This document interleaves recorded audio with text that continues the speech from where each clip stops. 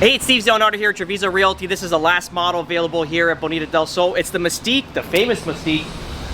This model, I kind of reviewed in Verdana Village. There's like probably 20 of these for sale right now, which makes it good and bad because they're basically the most popular model. So when they do sell, there's a ton of them on the market. I'm not gonna go through this one too much because we've done them so many times. We'll just go straight to the back and then we'll shoot some B-rolls and you'll get that in the video. But again, it's a traditional Mystique. Look, there's some different styles of quartz and stuff. But yeah, so they did the zero corner door, they did the patio doors off the back, which is nice. I like this double effect. We'll take a look at the pool quickly.